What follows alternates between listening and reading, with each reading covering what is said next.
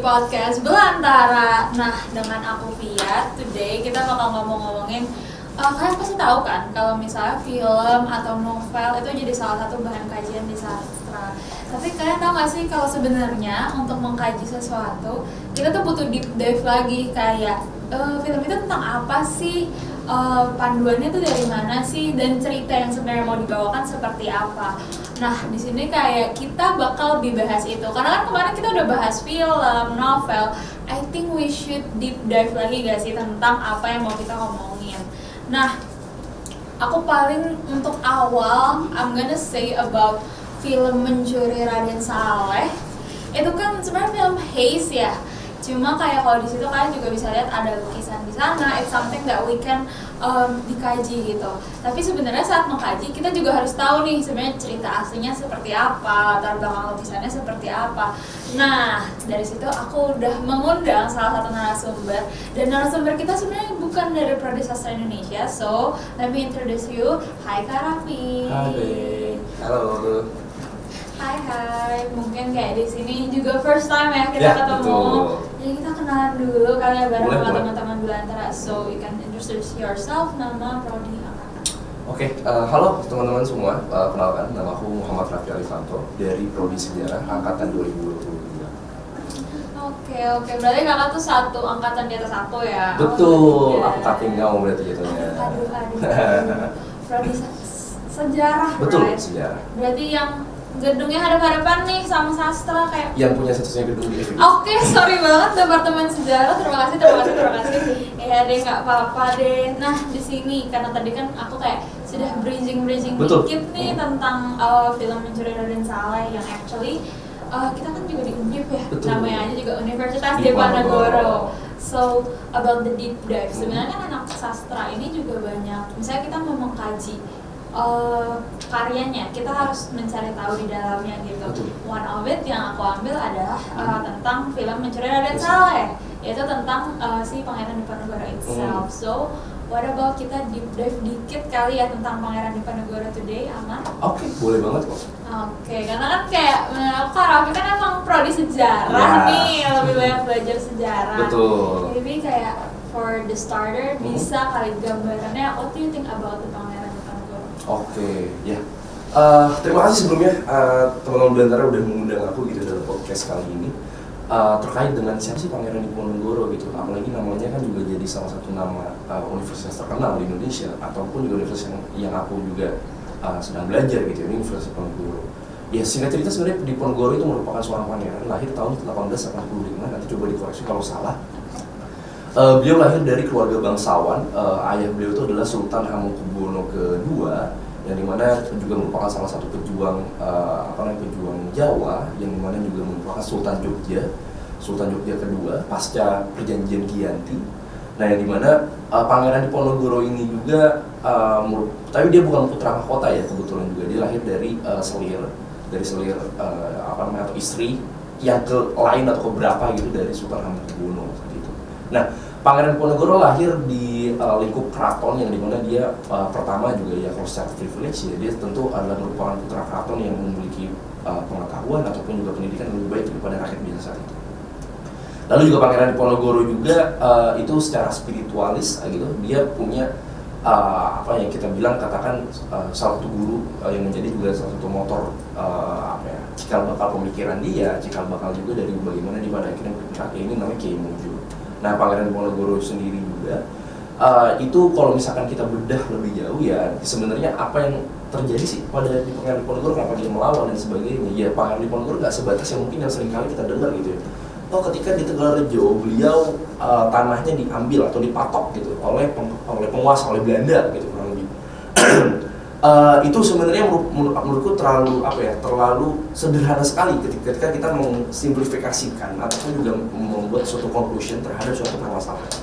Karena jauh daripada itu, Pangeran Diponegoro itu merupakan satu pejuang yang konsisten. Dia resisten banget terhadap Belanda, terhadap kekuasaan keraton yang dianggapnya terlalu tunduk dan patuh terhadap keinginan Belanda. Nah, apa yang terjadi di Tegalrejo itu merupakan akumulasi dari yang sudah dialami oleh Pangeran Diponegoro sendiri sejak bertahun-tahun sebelumnya, dan pada akhirnya itu menjadi awal balik dari perjuangan dia melawan Belanda yang akhirnya mengobarkan perang yang kita kenal sebagai perang Jawa saat itu dari tahun 1825 sampai 1830. Kurang lebih gitu sih kalau kita memang gitu. That's interesting sih, apalagi kayak kita memang lagi belajar di Universitas Diponegoro Betul. kan. Apalagi kalau misalnya orang bilang di patung kuda that's the Pangeran Diponegoro that we know gitu Yeah. loh. Tadi tuh sempat ngomongin tentang perang Jawa tersendiri. Betul. Kayak aku cukup tertarik gimana di film yang tadi aku sempat bahas di awal itu juga lukisannya tuh penangkapan Pangeran Diponegoro, Betul. right? Yeah. Itu berhubungan sama perang itu nggak sih? Seingat aku kayak can you talk about the perang itself? Oke, kalau kita bicara soal perangnya, aku coba singgung sendiri terkait dengan lukisan Raden Saleh. Lukisannya itu merupakan antitesis sebenarnya dari pelukis Belanda. Nanti coba di cross check deh, siapa nama pelukis Belandanya itu? Aku lupa. Pelukis Belanda, jadi intinya kalau misalkan di lukisan Raden Saleh dalam frame-nya itu dia berusaha menggambarkan bahwasanya Pangeran Diponegoro itu memiliki bukan kuasa tapi memiliki kewibawaan. Ada beberapa hal-hal detail-detail yang menjadikan bahwasanya dalam istilah kata kalau misalkan Raden Saleh menggambarkan dengan bahasa masa kini, Pangeran Diponegoro itu bukan seorang penjahat, Pangeran Diponegoro bukan seorang pecundang, yang menjadi pengikutnya bukan seorang pecundang dan lain sebagainya. Makanya ketika digambarkan kalau kalian lihat dan frame-nya, pertama ada yang janggal jujur. Pertama, kepala dari orang Belanda itu lebih besar. Jadi kayak apa ya, anomali kan tau sih yang kartun yang kayak karikatur. Iya, kartun yang kacang itu, nah yang kepala gede, itu dibesarkan oleh oleh Raden Saleh. Lalu juga para pengikutnya, Pangeran Diponegoro juga itu sama sekali tidak ada yang tertunduk. Mereka menghadap ke atas ya. Kalau misalkan lihat Pangeran Diponegoro ngeliat gini macam. Iya sih, dengan posternya Betul. juga kayak dia sangat gagah. Nah, itu mensimbolkan suatu keberanian. Bahwasanya Diponegoro nggak kalah. Diponegoro hanya dipermainkan atau Diponegoro hanya dihianati oleh undangan yang memang diberikan oleh Jenderal de Kock saat itu atau Gubernur Jenderal Hindia Belanda saat itu. Nah, ketika kita lukis dari lukisan sendiri juga jauh sebelum itu, ketika kita bicara soal perang Jawa, tadi aku sudah sebutkan di awal terkait dengan apa sih yang jadi latar belakangnya. Pertama, Pangeran Diponegoro memang sudah jenuh dengan pertama sistem di internal keraton yang sudah korup, yang sudah juga memang dikatakan tidak menguntungkan para orang-orang Jawa asli di sana. Dan itu membuat Pangeran Diponegoro sendiri akhirnya ya secara naluri ya dia merasa ini sudah nggak sesuai dengan apa yang diceritakan oleh Trah Mataram gitu, oleh Panembahan Senopati dan sebagainya seperti itu. Nah, kemudian Pangeran Diponegoro juga di dalam perang Jawa sendiri juga dia menginginkan adanya perubahan total dalam sistem masyarakat Jawa saat itu. Makanya dia menggambarkan perang Diponegoro yang kurang lebih 5 tahun itu menguras anggaran kas Belanda dan juga menciptakan ya kita katakan sebagai apa ya masa anarkis gitu di dalam masyarakat sendiri juga saat itu. Nah, di dalam perang Jawa sendiri juga pada tahun 1825 sampai 1830 tersebut kurang lebih ya Pangeran Diponegoro itu memobilisasikan dan juga mengobarkan perang itu melawan Belanda. Pertama ya karena Belanda dianggap sebagai kafir laknatullah gitu atau ya orang-orang yang ya bahasa kafir gimana ya cara gampangnya. Ya intinya orang-orang yang berbeda lah gitu. Berbeda dan salah satu juga aspirasi yang diinginkan oleh Pangeran Diponegoro jadi ingin menciptakan yang kita sebut sebagai hukum syariat Islam yang memang diterapkan di Pulau Jawa saat itu. Tapi nggak sampai ada kalah perang juga gitu kan. Itu yang terjadi gitu. Nah, ketika kita bicara perang Jawa juga, kita akan juga melihat bagaimana pada akhirnya Pangeran Diponegoro ini juga punya pengikut yang sangat setia gitu. Ada satu tanda dan mungkin bisa di cross check teman-teman yang asli Pulau Jawa gitu ya, asli orang Jawa, di cross check rumahnya masing-masing gitu nanti bisa dilihat ada nggak di rumahnya, di depan rumah Mbah Buyut dan lain sebagainya itu punya pohon sawo kecil. Kalau punya pohon sawo di sana, itu di depannya rumahnya itu sebagai tanda sebagai pengikut Pangeran Diponegoro. Oh, that's interesting. Itu unik sih. Itu unik memang karena penandanya itu baru Jadi kalau misalkan ya aku sebagai pengikut Diponegoro atau sebagai sebagai panglima perangnya misalkan, ya kita jalan misalkan ke daerah Semarang, ke Tembalang gitu. Dan di depan rumah kamu misalkan, oh dia ada pohon sawonya, berarti dia pengikut Diponegoro kayak gitu. Itu jadi hal yang ada hal-hal ya trivianya atau hal-hal yang bisa dikatakan ya fun fact-nya gitu di dalam perang Jawa tersebut. Oh iya. Oh berarti penandanya tuh ada interesting sih sebenarnya. Jadi kayak buat orang-orang Belanda jadi kayak ya mereka nggak tahu itu cuma pohon. Betul. Cuma kayak kayak mereka kalau berpindah-pindah kayak kan mereka pasti singgahnya juga ke yang satu visi gitu pengikutnya. Oh yang itu iya bisa disinggahi nggak berbahaya, something like that gitu. Seru sih, dimana kayak sebenarnya aku juga sempat tahu tentang yang lukisan itu.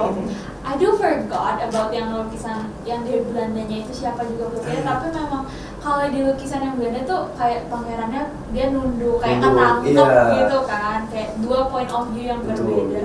Sebenarnya it's interesting sih, dimana sebenarnya itu juga banyak kisah-kisahnya juga, dimana kalau di sini kan memang kita menceritakan Pangeran Diponegoro mungkin lebih berani, kita juga punya Raden Saleh yang menggambarkan itu. Mungkin cerita di sejarah point of view Belanda belum tuh sama kayak gitu loh. Mungkin di mereka ya penjahatnya Pangeran Diponegoro, it's something like about the point of view yang sebenarnya tuh benar-benar dikaji tau di sastra Kak. Dimana kita kan mengkaji nggak cuma dari yang point of view pemain yang baik gitu yang protagonis. Mungkin kadang ada juga kita nonton film yang kadang aduh sebenarnya ini antagonisnya jahat, cuma kayaknya dia orang yang baik yang tersakiti, something like that. Kayak Ramayana mungkin ya. Kita anggap Rahwana dari dulu gitu kan, kayaknya jahat banget nih orang ya. Bagi tapi ke ujung-ujungnya sekarang kita lebih baik Rahwana dibanding si Rahmat. Kayaknya nggak bener juga nih. Iya kan, itu sih yang sebenarnya point of view itu yang entah di sastra, entah di sejarah secara konkret juga yang kayak nggak ada hitam putih gitu. Betul. Semua tuh abu-abu tergantung kamu ada di mana kayak gitu. Setuju.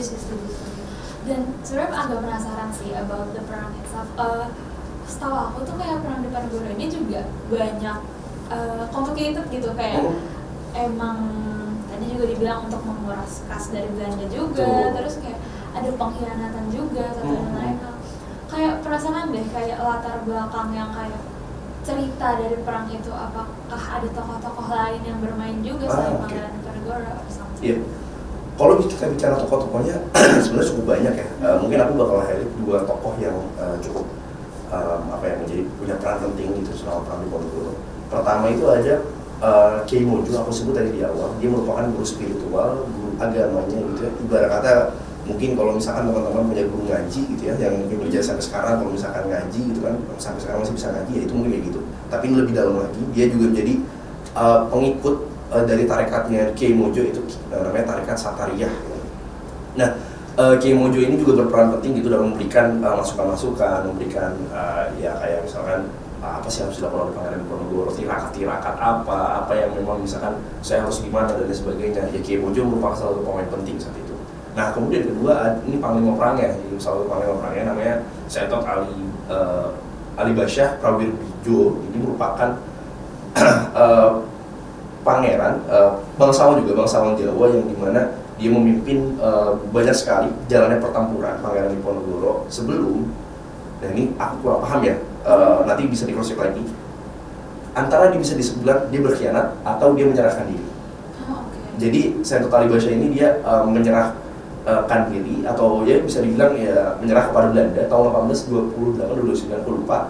Itu dia menyerah, lalu dia ya singkat ceritanya dia menjadi bisa dibilang sebagai sebagai petugas militer Belanda gitu, Hindia Belanda saat itu. Dia juga sempat ke perang Padri gitu, juga dia memimpin pasukan ke perang Padri dan sebagainya saat itu. Tapi dia tidak pernah berhadapan langsung juga ketika dia menyerah itu. Dia habis itu langsung diadu gitu, coba kamu lawan Pangeran Diponegoro. Dia nggak pernah itu karena saat itu mungkin ya masih di kalau bahasa sekarang deradikalisasi mungkin gitu ya, atau direduksi segala macam. Itu dua tokoh penting di dalam perang Jawa yang pada akhirnya membentuk dan juga membuat Pangeran Diponegoro itu memiliki sisi resistensi yang bisa dibilang cukup banyak gitu, menimbulkan keresahan dan juga ketidaknyamanan bagi penguasa saat itu. Jadi sebenarnya Pangeran Diponegoro ini walau memang di luarnya melawan Belanda, tapi sebenarnya there's a lot thing happen inside ya. Kayak ada pengkhianatan, ada emang kayak dia memang punya resistensi juga. Dan dia merasa kayak sistemnya udah nggak benar nih kayak gitu. Kalau dari kita secara kakak kan emang belajar sejarah nih, menurut kakak tuh apa sih kesalahan umum yang orang kayak sebenarnya kayaknya ini salah paham deh orang-orang tentang si Pangeran Diponegoro and also the perang Jawa itself?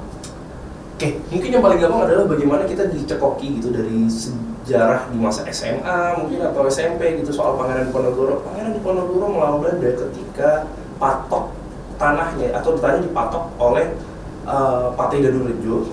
Kalau misalkan sekarang mungkin bahasa gampangnya adalah Perdana Menteri, Prime Minister gitu di dalam suatu kerajaan atau di dalam suatu negara. Itu yang diinisiasi juga dan juga direstui oleh Belanda saat itu, lalu dia melawan. Ya padahal sebenarnya jauh daripada itu.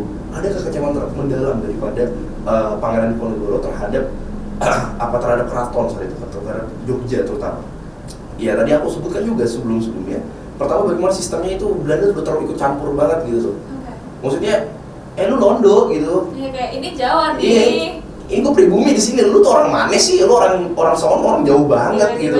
Tiba-tiba datang terus lu coba merintah-merintah, lu coba mengatur-ngatur kehidupan keraton dan sebagainya dengan ada paugeran, dengan ada adat yang memang harus dijaga dan sebagainya. Kok lu milih-milih gitu? Karena kalau misalnya kita bicara soal keraton Jogja saat itu kondisinya itu ya aku akuin ya sangat aku juga kalau misalnya dilihat juga kayak ya ampun kasihan banget gitu. Pertama kayak pemilihan rajanya aja. Rajanya yang dipilih itu ya berdasarkan restu dari Belanda. Belanda nggak restu ya nggak boleh naik gitu. Pengganti HB2 atau Hamengkubuwono kedua itu Hamengkubuwono ketiga. Kamu tahu usia berapa dia saat itu dari kata? Masih bayi.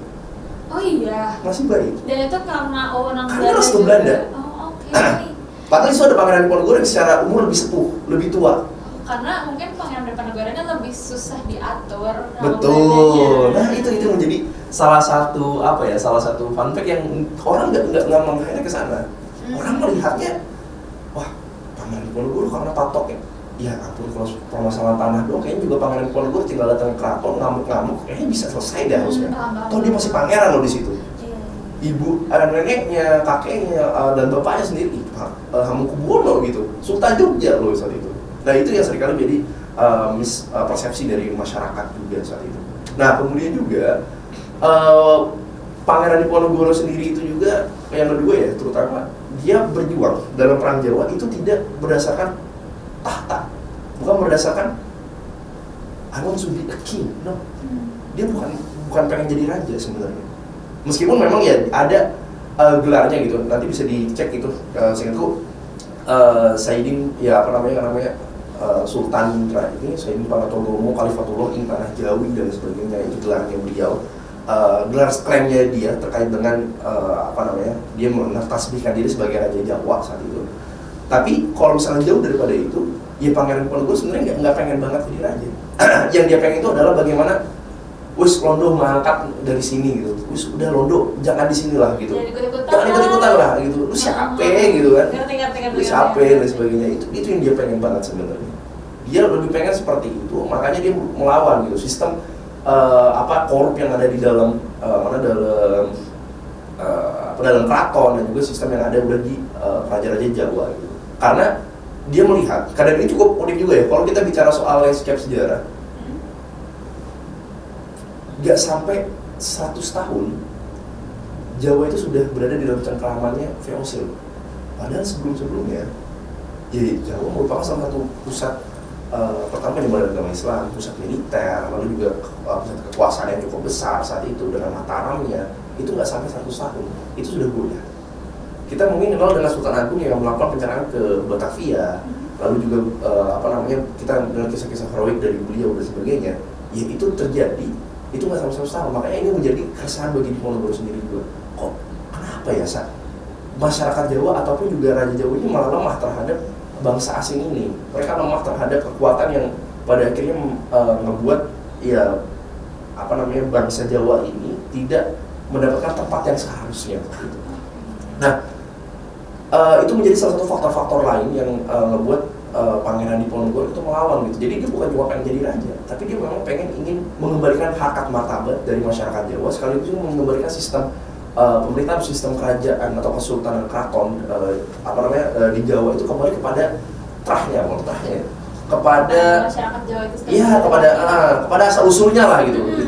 Bukan yang kalau misalnya sekarang disetir gitu ya. Disetir oleh arahan-arahan Belanda dan sebagainya, enggak, dia nggak pengen itu. Nah, mungkin yang terakhir aku kasih warning juga adalah perjuangannya ini nggak mudah, karena di dalam keratonnya sendiri dia sebenarnya nggak sepenuhnya didukung. tadi aku sempat-sempat namanya Patih Danorejo gitu. Patih Danorejo ini kalau misalkan sebenarnya gelar ya, gelar apa namanya Perdana Menteri kalau tadi aku udah bilang. Ya Patih Danorejo ini dia merupakan pejabat korup, dan juga dia sangat dekat dengan Belanda yang pada akhirnya apa namanya ya menjadi salah satu pengkhianat dari dalam keraton sendiri juga. Dia juga yang apa ya, yang bisa dibilang kalau bahasanya coup d'etat, atau misalkan yang bisa dibilang adalah kudeta secara pelan-pelan. Dia menyingkirkan Diponegoro dari lingkungan keraton, ya, makanya dia cukup jauh dari keraton di Tegalrejo. Di Tegalrejo Jawa Tengah itu sekitar mana kalau sekarang ya? Mungkin Kebumen, segitu aku lupa. Sekitar situ kayaknya Tegalrejo di sana. Nah itu yang membuat juga Pangeran Diponegoro itu cukup jauh dari apa namanya dari keraton saat itu. Oh jadi kayak secara socially juga sama aja, betul. kayak mungkin ada fitnah or Betul. something tentang Pangeran Diponegoro. Ada intrik politik dan sebagainya dari dalam keraton sendiri. It's very political actually ya.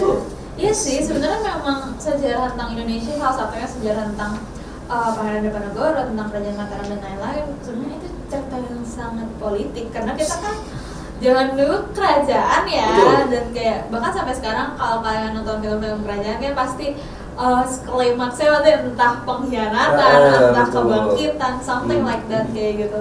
Jadi itu pasti kayak muncul juga dari dunia nyata, di mana memang di dunia nyatanya berkaitan kayak gitu.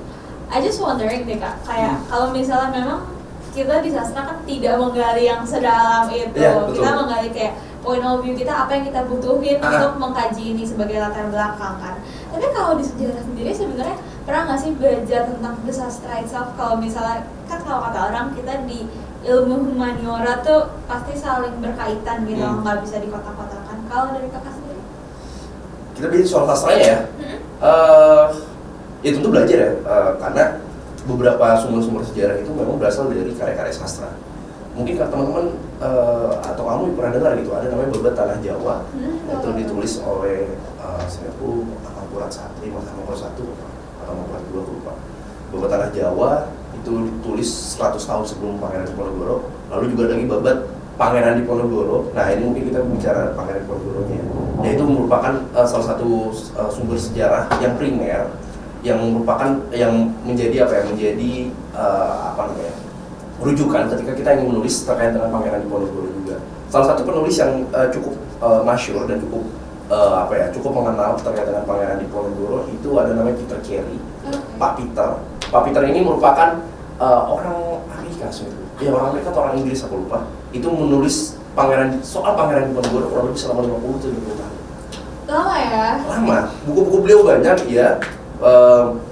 Dia pernah ke Undip juga, pernah ke, ya pokoknya pernah napak tilas lah, dia keliling gitu, melihat oh ini loh apa jejak-jejak perjuangan Pangeran Diponegoro gitu. Ya dia berdasarkan dari teks-teks atau manuskrip dari masa-masa saat itu atau masa-masa Pangeran Diponegoro. Yang merupakan salah satu yang paling masyhur adalah Babat Pangeran Diponegoro. Nah, tapi kalau misalkan dari konsepsi ataupun juga dari pemikiran sejarah, itu merupakan salah satu sumber primer, merupakan salah satu sumber yang pada akhirnya menjadi patokan dalam penulisan, iya. Tapi, nah ini salah satu fun fact juga terkait dengan jurusan, terkait dengan sastra Jawa.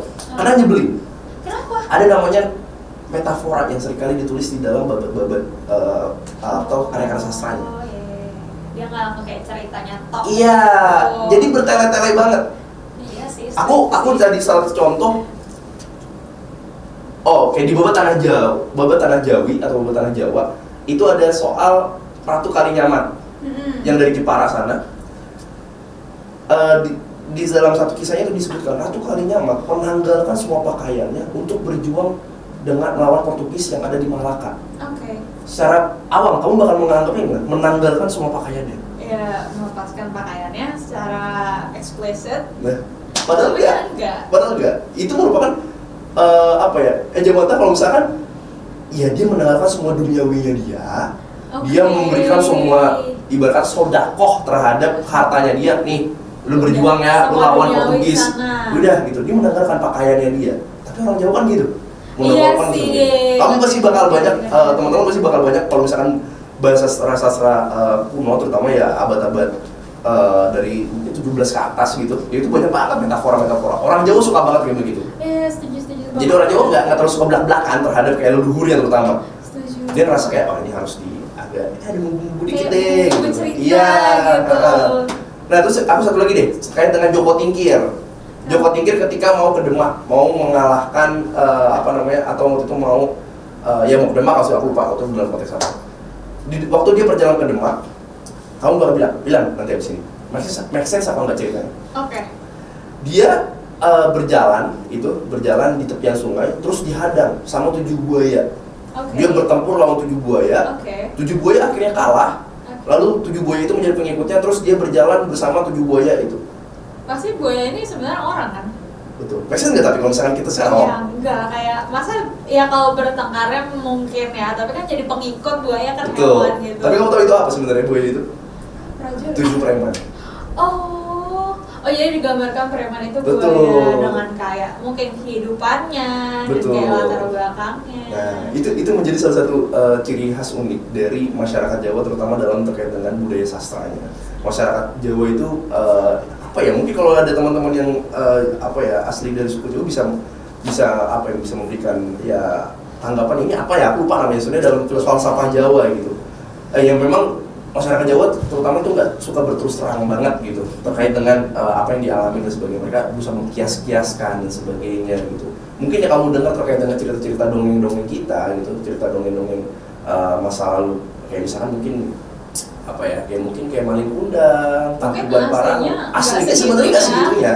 Atau kayak misalkan kayak Roro Jonggrang, bisa jadi memang itu cerita asli, tapi ada hal-hal yang memang yaitu metafora gitu. Pada akhirnya menjadi dongeng di masyarakat, mitos, legenda di masyarakat. Iya, setuju. Nah, Karena kadang kita banyak sering gak sih lihat kayak meme juga kayak di sosmed yang kayak ini ceritanya suka sama anjing, terus ini ceritanya membalikan perahu. Betul. Kayak pertanyaannya ini pengarangnya pakai drugs apa gitu. Karena memang kayak cerita-cerita Indonesia tuh nggak make sense. Nggak make sense ya. Tapi memang ya itu menjadi salah satu ciri khas bangsa kita gitu. Kalau kita itu nggak terlalu suka banget dengan yang belak-belakan terhadap leluhur kita kayak gimana. Tapi kita bisa melebih-lebihkan gitu. Mungkin kalau bagi masyarakat zaman dulu kayak, ih ampun ini banget ya. Tapi kalau bagi masyarakat kita, wah ngobat nih orang nih kayaknya nih. Setuju. Make nih orang nih kok gini. Iya sih, untuk dunia modern tuh kayak apalagi kayak mungkin untuk orang-orang yang jadi gini Kak, kan di Sasindo sendiri itu kan ada 3 peminatan. Kita punya sastra, linguistik, dan also filologi. Aku personalnya itu linguistik. Jadi kita memang lebih mengarah ke modern kan, belajar surat, tata bahasa Indonesia gitu. Sedangkan kalau filologi kan emang lebih mengarah ke kitab-kitab lama, even kayak babat dan lain-lain. Jadi tuh sebagai anak linguistik kadang kayak sebenarnya mau ngomongin apa sih guys? Ini kayak babatnya kayak ceritanya ngomongin apa sih? Jadi kayak in my major juga kayak kelihatan gitu loh perbedaan dari pelajaran kita. Jadi kayak bisa dipilah-pilah ya sebelum peminatan teman-teman mau kemana. Karena kayak for me itu menarik, itu buat dongeng menarik. Tapi kayak kadang tuh aku juga kayak muter-muter gitu kayak sebenarnya ini apa sih ceritanya? Kayak kenapa tiba-tiba manusia tuh kayak bekerja sama dengan jin dan betul. Itu kan sebenarnya untuk kita yang di modern nggak make sense kayak gitu. Ya mungkin itu jadi salah satu ini juga ya hal khusus sendiri juga kalau dalam sejarah ya kita harus melakukan cross check yang lebih banyak gitu. Kita harus melihat di dalam sezaman juga ada nggak sih yang memang mengatakan hal tersebut. Jadi bisa dilihat gitu, oh ternyata memang di dalamnya sezaman sendiri juga ini merupakan kiasan atau metafora juga terkait dengan bagaimana masyarakat Jawa di dalam babatnya sendiri juga itu menggambarkan tokoh-tokoh tersebut. Masih banyak banget lah metafora-metafora itu terutama babat tanah Jawa ataupun juga babat Diponegoro juga. Ya mungkin yang sifatnya agak seksual juga itu ada gitu. Banyak. Aku ceritain boleh satu nih? Boleh. Ada satu ini sebenarnya unik ya, waktu kematian pangeran Raja Amangkurat II, aku lupa. Beliau itu abis itu putra mahkotanya itu Pangeran Paugeran yang pada akhirnya jadi nanti terus saya nggak salah atau enggak ini Sunan Pakubuwono pertama nantinya itu ketika dia mau memakamkan aku lupa rajanya itu si Amangkurat tersebut mau dimakamkan. Beliau tuh melihat si penis dari Amangkurat itu dan mau ereksi gitu. Lalu itu mengeluarkan apa ya namanya, wangsit ke Prabon gitu, atau cairan misalnya cairan bukan cairan, tapi kayak cahaya putih, habis itu langsung dihisap sama dia. Itu kan cukup kayak menjijikan banget ya. Ini orang udah meninggal loh, orang udah meninggal. Tapi memang itu sebenarnya kalau misalnya ini masyarakat juga melihat, oh ini sebagai tandanya kewibawaan dia sudah berganti dari si raja sebelumnya. Kayak ini suksesornya nih. Nah, tapi masyarakat Jawa seperti sukanya begitu. Kadang aku juga mikir, jorok ya masyarakat Jawa nih ya, tulis sastranya gini ya gitu ya. Padahal kayak mungkin sih kehidupan aslinya enggak gitu. Padahal gitu. Iya, padahal sebenarnya memang ya sebagai legitimasi aja. Nah, di situ juga pada akhirnya sejarah itu berfungsi gitu. Jadi teman-teman sastra ketika mengkajinya, oh ini sastrawinya seperti ini, tapi kalau misalkan di sejarahnya kita melihat sebenarnya apa sih yang terjadi gitu. Ya what was happened in this time gitu. Aktualnya apa gitu. Apa yang terjadi gitu saat itu. Apakah memang ya yang dikatakan itu memang seperti itu, atau memang ya ada hal lain gitu yang memang menjadikan kejadian itu dituliskan seperti itu, kayak begitu. Jadi sebenarnya entah itu sastra maupun sejarah, kita tuh kayak beririsan di point of view yang berbeda. Betul. Point of view kita beda aja gitu apa yang kita kaji. Mungkin kalau kalian kan kajian lebih kepada kebahasanya. Tapi kalau kita pertama salah satu produk sejarah sendiri kan juga pada akhirnya bisa masuk ke sastra gitu ya. Kita kayak Babat Tanah Jawa, Babat Pangeran Diponegoro dan sebagainya. Nah itu memang pada akhirnya yang membedakan adalah bagaimana kalau kita itu biasanya bukan cuma memanjang dalam waktu, tapi kita juga melebar dalam ruang, terutama dalam historiografi modern atau penulisan sejarah yang lebih modern seperti itu. Itu aja sih pembedanya sebenarnya. Tapi kalau dalam penulisan ataupun juga dalam bisa dibilang dari keilmuan ya kita malah irisan-irisan yang bersamaan yang pada kayak kalian nanti berguna buat jurusan kalian, buat keilmuan kalian, dan itu sangat berguna juga bagi jurusan kami kayak gitu. Setuju, di mana kayak mungkin kalau buat anak-anak sejarah tadi yang kayak khasnya masyarakat Jawa yang metafor ini kayak ini sebenarnya ngomongin apa aktualnya, tapi di kita justru itu yang dikaji guys, itu yang kita lihat. Kayak semakin banyak metafornya, semakin kita mengira-ngira tentang apa, dan juga itu menjadi khasnya gitu loh, khasnya kembali lagi kepada identitas budayanya, karena even kita di sastra juga belajar kayak kenapa sih masyarakat Jawa ini memang khasnya seperti itu, kenapa mereka sukanya kayak gitu. Itu it's interesting sih sebenarnya, kayak apalagi kita yang apalagi karena sastra Indonesia ya, kita kan belajarnya pasti tentang sastra Indonesia yang dimana a part of it adalah sejarah-sejarah di Indonesia juga. Betul. Mungkin kayak kalau buat aku kebetulan peminatan aku lebih ke linguistik. Jadi kayak belum yang sedalam itu. Mungkin nanti kapan-kapan ngobrol-ngobrol sama anak-anak filologi, mereka aku sempet ngobrol-ngobrol sama mereka kayak looking out for some babat sampai kayak gitu-gitu, sampai yang harus ziarah dulu, izin dulu. It's something interesting sih about Indonesia. Kayak budaya kita tuh kental banget kayak gitu. Bahkan kayak pada zamannya kita kan sangat percaya tentang leluhur, sihir. Tapi apakah secara aktual emang itu beneran sihir? Belum tentu kayak gitu. Nah kan sekarang udah banish lah istilahnya, kita udah modernisasi, tapi kok tiba-tiba hilang begitu aja. Bisa jadi itu cuma metafora ya. Betul memang. Setuju. Oke, mungkin kayak, tapi kalau di sejarah tuh aja wondering kan sejarah tuh belajar tentang masa lalu. Sebenarnya kayak kalau kita tuh ada yang namanya bandingan, dimana apa yang terjadi di sastra itu, apalagi kalau sastra yang mencakup sesuatu di masa lalu sama yang terjadi di dunia sekarang, gitu. Sosial, politik, kalau sejarah juga nggak sih? Iya, tentu. Sejarah kita spektrumnya cukup luas ya. Kita bahkan belajar ilmu kalian itu sastra jelas kita belajar juga gitu. Bagaimana kajian kajian sastra juga ada gitu. Tapi lingkup sejarah gitu. Kalau kalian kan pada akhirnya kan ngebahas soal bahasanya, soal bagaimana sastranya gitu. Tapi kalau kami itu ngebahasnya ya bagaimana penulisannya mungkin, ini siapa aja yang nulis, bla bla bla. Kita lebih ngebahas terkait sejarah. Makanya tadi aku bilang kita menulisnya itu bukan cuma terkait dengan bukan cuma soal waktunya aja, kayak misalkan ya pada tahun segini mungkin ya sering pada akhirnya menjadi momok ketika SMA gitu, kalau ketika belajar sejarah gitu. Tapi itu meluas dalam meluas dalam ruang, meluas dalam segi ekonominya kayak gimana kondisi saat itu, segi politiknya seperti apa, kondisi sosialnya seperti apa, dan itu menjadi salah satu pembelajaran ataupun juga bagaimana masyarakat. Tapi ya terutama akademisi di sejarah lah kurang lebih kayak gitu. Iya sih, kayak sebenarnya juga kita di sastra FYI gitu, kayak nggak cuma kayak belajar tentang bahasa atau metaforanya, kita juga banyak belajar tentang kayak latarnya gitu loh. Jadi entah dia tokohnya, entah penulisnya, kayak misalnya as simple as Pramudia Natatur kayak gitu. Dia kan emang bukunya identik dengan kayak berat dan juga bukunya tebal-tebal, kebanyakan sejarah dia ngambil kayak ke belakang kayak gitu. Sebenarnya kenapa sih dia kayak seringnya kayak gitu, latarnya seperti apa? Kita juga belajar tentang sosialnya, apalagi kan kayak mungkin di sejarah juga gitu loh, kayak kita walaupun judul sastra, tapi kan banyak banget yang kayak antropologi sastra, terus juga sejarah sastra, Karena aku kayaknya ada matkul sejarah sastra Indonesia yang aku kayak aku juga nggak bisa bahasa Jawa, gitu, tulisannya apa gitu. Tapi belajar juga Kak, kayak kan biasanya tadi kan kita bahas babat-babat dan lain-lain. Itu kan kebanyakan ditulisnya nggak bahasa Indonesia kan? Betul. Itu dipelajari Kak? Ya itu dipelajari, tapi kan kalau sekarang udah lebih gampang ya, udah ada terjemahannya sendiri juga. Kita juga di kelas itu ada salah satu mata kuliah peminatan namanya kuliah bahasa Jawa gitu. Jadi itu belajar dari mungkin bahasa Jawa aksara kuno gitu ya, yang masih menggunakan ejaannya bukan pakai O tapi A.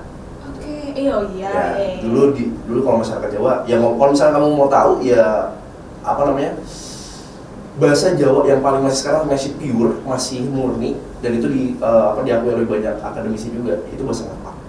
Oh iya. Karena mereka masih pakai A ini aja. Ya dia kan? Kayak aksennya beda lah. Iya, kayak kalau kita misalkan bahasa Jawa kalau misalkan kayak berapa gitu, bahasa kasar kan piro, tidak gitu segala macam. Nah itu pakai bahasa A gitu. Ya jadi banggalah kalau misalnya ada orang Ngapak gitu, ya kalian dari orang Jawa gitu sebenarnya. Ya tapi yang lain bukan berarti itu, orang Jawa ya. Cuma maksudnya lebih kepada secara bahasa kalian orang Jawa yang kuno gitu. Lebih culture lah kalau kalian gitu. Oh iya, baru tahu sebenarnya kalau dia lebih istilah lebih original yang betul. Kayak Jawa. Iya, masih original. Keraton Surakarta itu kalau kamu baca dalam sejarahnya, dia disebutnya sebagai desa apa? Apa ya? Ayo, sudah banget. Kotanya apa kalau sekarang? Kota, iya. Surakarta itu kotanya kota apa? Kotanya Jokowi itu apa? Apa ya? Kota apa? Kota Jokowi itu apa? Kan Solo kan? Nah itu kotanya. Tapi dulu namanya bukan Solo. Namanya apa? Desa Salah. Oh pakai A. Pakai A. Oh, baru tahu kalau dulu pakai A. Yes, pakai A. Rata-rata pakai A. Dulu tuh bukan ejaan. Tapi bagaimana orang lihat pronunciation tiap hari gitu ya, terutama sebelum tahun 1700-an, ya itu mereka masih pakai A rata-rata orang Jawa ngomong imbuhannya belakangnya A.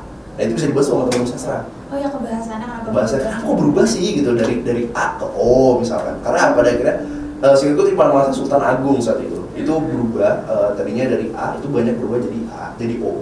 Nah kenapa Ngapak sampai sekarang tuh masih kebanyakan A? Nah ada salah satu kiasan mereka sendiri gitu yang mereka menyebutkan cedak watu aduh ratu. Jadi maksudnya adalah dekat sama batu tapi jauh sama ratu. Maksudnya dalam arti mereka dekat, mereka jauh dari pusat pemerintahan yang pada akhirnya mereka kurang diperhatikan. Makanya pengaruh Mataraman di sana kurang. Saat Mataraman udah mulai pakai mereka masih ibarat kata kalau misalkan mungkin ada kan kayak kementerian itu biasanya kan ada sosialisasi bahasa, sosialisasi apa gitu dan sebagainya. Mereka keliling Indonesia misalnya gitu. Nah, sebelum keliling itu keburu runtuh atau keburu konflik duluan deh. Ya udah mereka jadi udah nggak nyampe. Kalau misalkan harus ada penggunaan bahasa baru dan sebagainya. Iya sih, walaupun dua-duanya tetap bahasa Jawa. Tetap bahasa Jawa dan dulu tetap punya kedudukan yang istimewa juga gitu. Betul. Even kalau di sastra tuh aku baru banget lagi kemarin matkulnya kita punya matkul dialektologi. Nah itulah belajar dialek dengan garis-garis isoglosnya. Kalau misalnya Ngapak ke bagian sana tuh kota-kota apa sih yang udah Ngapak, kota-kota apa sih yang masih dialek apa ya, aku lupa. Terus kayak nanti ada pembatas lagi dong di Jogja tuh dialek Mataraman, arean gitu. Itu akan ke dialek Jogjanya seperti apa, kayak biasanya kan pesisir lebih kasar, kenapa, terus keraton lebih saklek lagi, dan kayak gitu-gitu juga dibahas ya. Jadi kayak mungkin kalau dari sejarah bagaimana perkembangan yang mereka tidak berubah dari sastra tuh dialek-dialek sampai sekarang gimana sih yang akhirnya mereka terpisah. Karena kayak bahkan kota apa ya?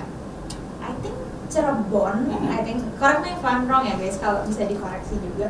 So aku di Cirebon tuh juga kayak kebagi ada yang Jawa, ada yang Sunda. Betul. Iya kan? Yeah. Itu kan it's something happen with the sejarah juga, kenapa sih yang satu memang mengikuti ke Sunda, satunya ke Jawa, dan juga padahal dia kalau secara administratif zaman sekarang ya dia satu kesatuan, tapi secara budaya mungkin agak berbeda kayak gitu. Ya, simpel kalau misalnya kita di Undip lah, kita di Semarang, kadang orang Jogja, orang Solo aja kadang nggak ngerti yang orang Semarang tuh ngomong apa. Semarang tuh lebih kasar. Iya, lebih kasar. Kadang ada imbuhan, des, apa gitu, Iya. segala macam. Sampai sekarang aku nggak tahu tuh artinya apa sebenarnya. Cuma sering aja kayak, des, apa ya sebenarnya artinya gitu. Dan sebagainya tuh kayak apa sih artinya. Dan kadang temanku juga orang Solo bilang, aku kesini pertama kali tuh kayak aneh, ini bahasa apa kadang gitu, ada yang beda dan sebagainya macam. Iya, walaupun kayak sebenarnya itu terjadi di mana-mana sih. Iya, terjadi di mana-mana. Di Jawa, entah Melayu, Betul. it's happen everywhere. Perbedaan dialek gitu, perbedaan dialek lokalnya sendiri juga gitu. Bahkan kayak kita sering gini ya, mungkin karena aku kan dari Jakarta, jadi kan the whole life tuh pakai bahasa Indonesia. Bahkan kayak bahasa Indonesia yang kayak kadang kan kita kayak agak terpapar dengan Betawi lah, pakai kan kalau Betawi banyak. Terus kayak kita merasa kita enggak, itu bahasa Indonesia yang normal, ternyata kayak belum tentu gitu. Dan kayak sama aja kayak orang Solo merasa Jawa mereka yang biasa mereka pakai yang mereka biasa gitu. Ternyata di Semarang beda-beda, kayak jaraknya kan deket ya. Deket banget. Semarang Solo aja cuma sejam 2 jam. Iya kan, jadinya sebenarnya perbedaan budaya itu tuh benar-benar terjadi. Benar-benar terjadi dan terasa. Jadi sebenarnya entah itu sejarah, entah itu sastra, entah prodi-prodi lain di FIB, sebenarnya kita banyak membahas tentang budaya sih guys. Jadi kayak choose your perspektif lah. Sepakat. Mau apa yang lebih dipelajari. That's interesting sih sebenarnya. Jadi semuanya beririsan sih, balik lagi ke ilmu humaniora itu nggak bisa. Kita tuh bukan ilmu yang kayak paten gitu loh. Ya, betul. Bukan yang kayak yaudah kita bisa berdiri sendiri. Kita dinamis. sangat dinamis kayak gitu. Jadi kayak ya kadang aku suka dengar tentang sejarah juga karena mau mengkaji novel. Bahkan kayak novel-novel yang sekarang juga kan kadang ada dimasukkan unsur-unsur Jawa. Komik-komik juga kadang dimasukkan unsur-unsur Jawa tuh banyak. Jadi menarik sih untuk ngobrol-ngobrol dari point of view sejarah. Menarik banget. Seru. Oke. Thank you loh Kak Raffi udah mau sharing about the sejarah itself. Ini kayak nextnya, kalau tadi udah kita cerita, sebenarnya ini games. I think it's not a game, it's more like another question but with a punishment. Oke. Jadi kalau kamu nggak bisa jawab, kayak ada punishmentnya. Tapi kayak kalau aku yang ngasih punishment kayaknya enggak sih kan. Kamu kan orang baik ya di sini. Nah, kita kan udah ngomongin Pangeran Diponegoro. Betul. Kita mau ngundang Pangeran Diponegoro gimana? Boleh banget. Nah, bangkit dari kubur ya. Bangkit dari kubur ya. Kita udah ada yang impersonate lah gitu. Bisa dilihatnya di belakang kamera nih ada siapa sih? Wah, ini dia teleport nih dari Makassar nih. Iya. Oh my god, kita tuh punya ikon. Jadi ikon di sini tuh bukan aku cuma kayak temen ngobrol aja. Ikon di sini sebenarnya adalah ada namanya Mas Setio. Dia memang ya kreatif lah Mas Setio ini. Dan di sini dia akan berguna menjadi yang ngasih punishment. Oke. Tapi Mas Setio ini setiap episode maunya dipanggil sama narasumbernya karena dia muak sama aku. Jadi kayak you can call him dan boleh dipakai sesuai your personality atau kamu mau mencoba memanggil seorang pangeran ya nggak apa-apa. Ya lihat ya maksudnya mau kesini nggak kalau dipanggil sama Karami. Ada satu kalau misalkan di lingkup keraton, kalau kita misalkan ada pangeran ataupun juga bisa kan gelarnya dia kan cukup tinggi ya, pangeran bumi sih gitu. Bumi sih itu. Itu kalau misalkan dia nanti datang kita harus raut tuh harus berdiri.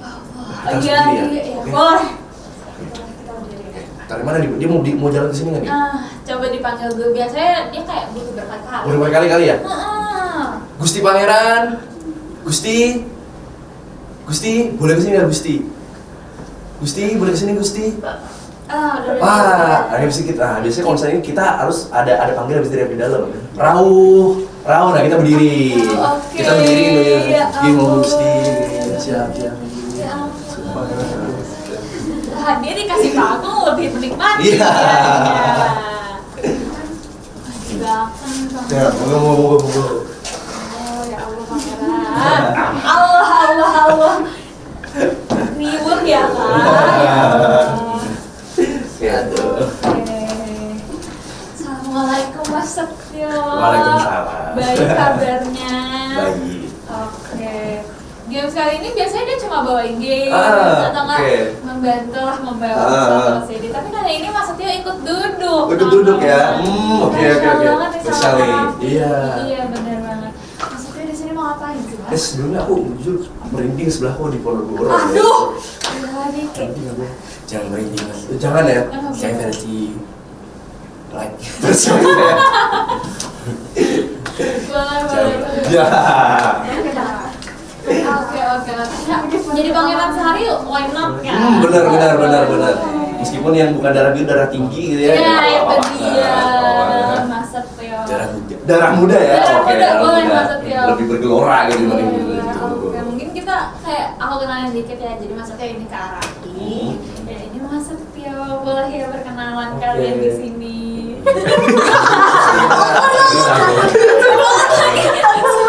Oh my god. Oke, jadi di sini Gibbs adalah seperti aku bilang, ini pertanyaan masih seputar sejarah Oke. kok. Tapi kalau nggak bisa dijawab, Hah? nanti akan ada punishment atau hadiah ya jatuhnya. Punishment khusus dari Mas Setio, dari pangeran kita Aduh, Panis. oke. Wah, ini harus bener nih. Harus bersih, harus bersih. Ada 3 aja kok. Sekali aja. Oke. Beda. Oke. Ya. Oke, di sini ada 3 pertanyaan nih. Ah. Oke. Pertanyaan pertama. Di manakah markas Pangeran Diponegoro selama Perang Jawa? Jujur, markasnya ini kan pindah-pindah ya. Oh. Aku cuma tahu satu. Gua Selarong. Betul. Oh benar. Alhamdulillah ya. Belum kerja, aku kerja. Sabar Gusti. Sabar saya orangnya sabar. Begini aja kayak. Aduh. Saya jadi hati. Oke. Bisa jadi grogi sama pangeran ya. Aduh, Ini apa aku harus dibawa gitu? iya. Jangan. Berlebihan ya. Pangeran yang grogi nanti. Iya. Oke. Kita next pertanyaan kedua ya. Apa gelar lengkap dari Pangeran Diponegoro pada masa Perang Jawa? Lumayan panjang nih gue kayak dua baris panjang banget. Pikirin dulu nggak apa-apa.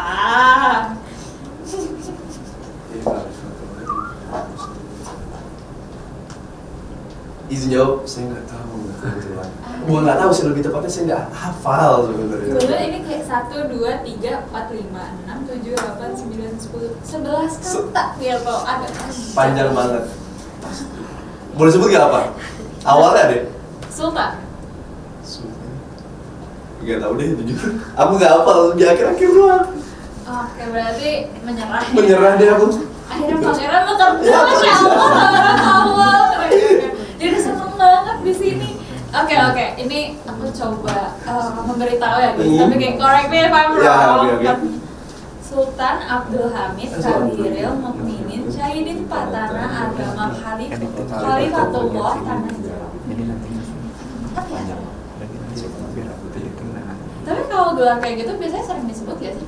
Oh itu jarang, biasanya di dalam upacara-upacara keraton misalnya. Kayak misalkan Hamengkubuwono sendiri itu punya gelar sebenarnya. Kayak misalkan Sultan Jogja, Sultan Jogja bla nanti saya ini Monatogomo bla. Oh, oke, jadi kayak untuk memanggil secara formal ya. Secara formalnya gitu. Itu ada gelar lengkapnya. Tapi kalau misalkan secara panggilan ya kalau misalkan di Keraton Surakarta Pakubuwono, kalau misalkan di Jogja itu namanya Hamengkubuwono. Iya sih, kalau dipikir-pikir kayak ribet gitu tiap Ribet banget kalau misalkan manggil gitu ya, Gusti Mot, ya kan panjang juga gitu ya. Tiba-tiba semenit sendiri. Iya, semenit sendiri gitu kan. Iya, makanya. Oke, halo. Apa sih hukumannya sebenarnya? Simpel aja. Apa tuh? Ini apa dulu? Allah. Pinky banget. Tebak ini loh. Ini Kalau salah pasti tambah lagi ya. Jangan. Itu satu toh, Gusti. Aduh. Krayon, spidol. Salah. Oh benar. Goreng sih Ya, sebenarnya. lipstick. Oh, apa ini?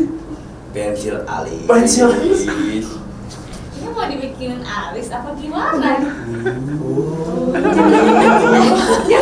Kalau laki-laki, Pak jangan panjang-panjang, Pak patah yang punya kasihan. Oh, iya.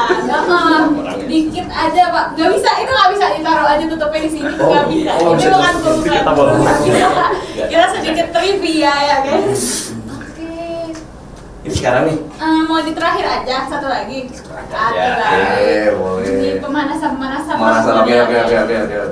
Oke, pertanyaan terakhir. Pada masa Perang Jawa, Pangeran Diponegoro selalu menunggangi kuda hitam dengan ujung keempat kakinya yang berwarna putih. Siapakah nama kuda itu? Oh. Ini Sebenarnya cuma sekali. Satu. Ya, sebenarnya cuma 3 kok. Alhamdulillah ya. Ya, siap-siap kamera sebelah sini bisa dilarang ya. Ini makeup artis. Siapa ini? Enggak, diputar di atas ya kak. Sini. Diputar gini atas ya. Ya, kalau Nah, bukan bawahnya kak. ilmu Ilmu lagi nih. Nah, Oh, iya. ini ya. Banyak patah teman-teman. Gitu. Ilmu lagi nih. Jadinya jujur. Nyampe banget. Lagi. Oh, ini coba. Enggak dong, Oh, iya. jangan. Saya Jangan. pakai di alis. Mungkin mau pakai di alis. Ini di alis. Nih, request mau di mana? Oh. Nah, Di alis berarti kayak kalau apa? dia ini Kumis. salah dia. Saya cuma nyorek. Di kumis, bikin kumis lucu kali nih. Boleh. Boleh. Kan nggak bisa. Lagi. Biasa. Bisa nggak nih? Dah, jangan banyak-banyak mas. Nah, Mau lurus lingkaran. Nah, request lagi. lingkaran yang begini lucu kali. Nah, Yang itu loh yang kayak zaman dulu yang kotak itu yang kayak agak melingkar di belakang. oh, kan sekali tapi nggak lucu. Wah gitu. Sekali nggak putus. Nggak boleh kita disuruh terus nyambung ya teman-teman. Iya, oke, boleh. Gini ya mas. Iya, monggo. Iya. Kita cuma gimmick aja. Gimmick. Biar lucu. Apalagi di make upin sama Pange. Oh iya, benar. Sebetulnya backgroundnya nggak pernah ada makeup. Oh. Kasih tahu aja. Udah Jet, jangan lewat Jet. patah. Gini cukup. Cukup. Cukup. Ini saya harusnya ya. Ini kita nggak boleh. Nggak boleh, rahasia dulu. Kembali kan? Oh sini. Nah, Oke, udah. Wajah sini sedikit. Oh sini. Wajahnya. Sini. Ya gini. Ya kamera lah. Exposure. Siap. Tapi guys, mumpung mereka lagi make up aja nggak apa-apa. Aku ngobrol dulu sama teman-teman. Oh, iya, ngobrol dulu. Make up. Menurut saya di sini kan kayak kelihatan banget sih guys, 5 jengkal lah dari sini. Rasanya janggal gitu. Wah, rasanya janggal gitu. Kan kumis bukan lipstick ya. Kamu boleh bergerak. Ini mas garis ini. Iya sih, bener. Rasa-rasanya mereka berhadapan ini kayak agak janggal gitu teman-teman. Nah, Jatuh mas. Mas, ya udah nggak apa-apa, ntar kita ambil. Tunjukin ke kamera. Boleh ditunjukin ke kamera. Saya bahkan nggak tahu loh ini saya gimana bentukan sekarang ya. Enggak separah itu kok. Bagus. Sekarang makeup artis. Makeup artis. Mungkin ini awal dari karir Mas. Semenit. Masih orang pertama. Wah. Tapi buat MUA ya. Ditunggu ya akun Instagramnya. Boleh. Jangan follow. Oh iya, boleh. Ini maksudnya hari ini sangat berinteraksi ya sama kita. Masya Allah loh. Nggak takut kayak ada potensi gitu. Kayak- Dan menurut aku suka nih. Karena dia kan sebagai makeup artis ya. Iya betul. Dia kreatif. Oke. Pas Minanya jadi ini, jadi selendang itu luar Kebetulan biasa. banget. Luar Sini viral. Jadi yang di atas ini kerudung segi 4 sistem aku. Makanya tadi aku mau Kreatif. Iya, tadi aku sempat mikir, ini Mas Setia mau mulai berhijab kah atau gimana gitu. Mau hijrah. Oh iya. Iya. Udah di tangan-tangannya udah centil banget nih hijabnya. Doain aja. Doain aja ya sis, makasih. Makasih loh Ya, sudah Mas. menghibur. Jadi ucir nih berarti nih. Maksudnya mau ikut sampai akhir? Nah. Mau sampai ada panggilan MUA lagi dengan banget. Oh iya, sibuk saya. Oh iya sibuk. Ada panggilannya ya. Ada lagi cosplay lagi ya. Cosplay. Oh Di sini iya, ya. Masya Allah. Gawean Aman. Ya, aman ya. Semangat ya. Makasih Ya. ya, sudah menjadi MUA. Allah pangeran kita ini. Looks good on you kok kak. Dulu mah. Enggak kan? Harus. Oh ya boleh. Cuma garis aja.